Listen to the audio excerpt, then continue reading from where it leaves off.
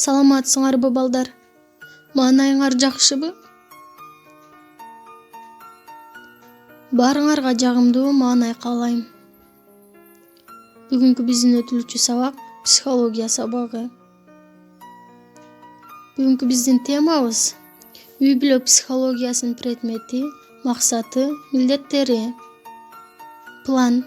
Биринчи план. Үй-бүлө психологиясынын предмети, максаты, милдеттери жана структурасы. Экинчи план. Үй-бүлө коомдун ячейкасы жана моралдык асылдыктар катары. Үчүнчү план. Үй-бүлөлүк турмушка даярдоо инсандар тараптан өнүктүрүүнүн шарты. Төртүнчү план. Өсүп келе жаткан жаш муундарды үй-бүлөлүк турмушка даярдоонун негизги багыты. Үй-бүлө.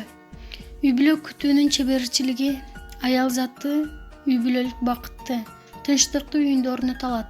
Кандай кылганда жолдошу менен ынтымакта өмүр сүрүп, чыныгы сүйүүгө ээ болот.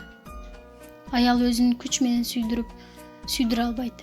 Тескерисинче өзүн күйөөсүнөн алыстатып, жийиркеничтүү сезимин пайда кылып алышы мүмкүн.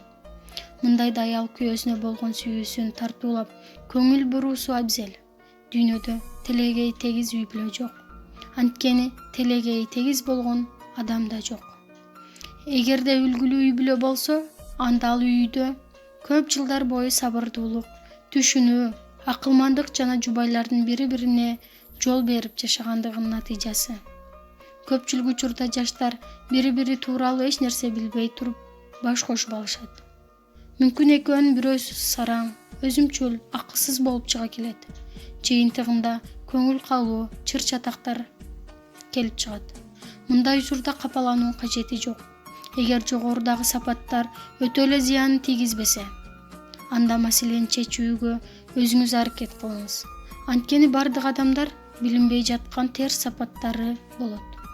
Мухаммад пайгамбарыбыз саллаллаху алейхи вассалам мындай деген: күйөөсү аялын жек көрбөш керек. Эгерде аялын кандайдыр бир сапаты жакпаса, анда ал башка сапатына ыраазы болушу керек. Бул хадис эркектерге тиешелүү.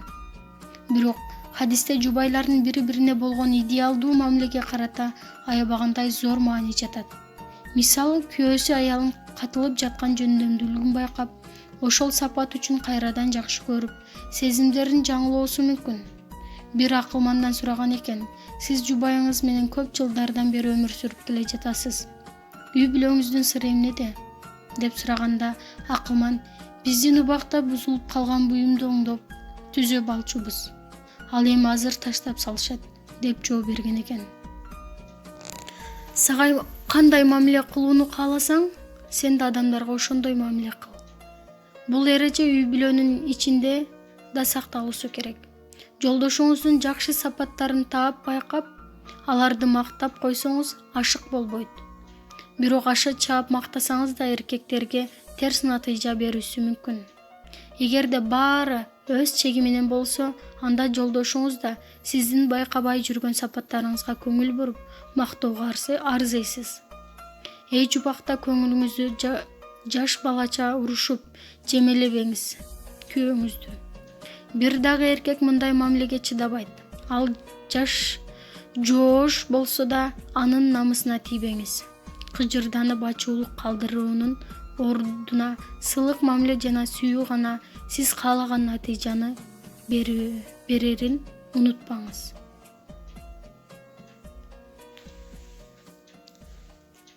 Бүгүнкү биз сабактан эмнени үйрөнө алдык? Сабак түшүнүктүү болдубу?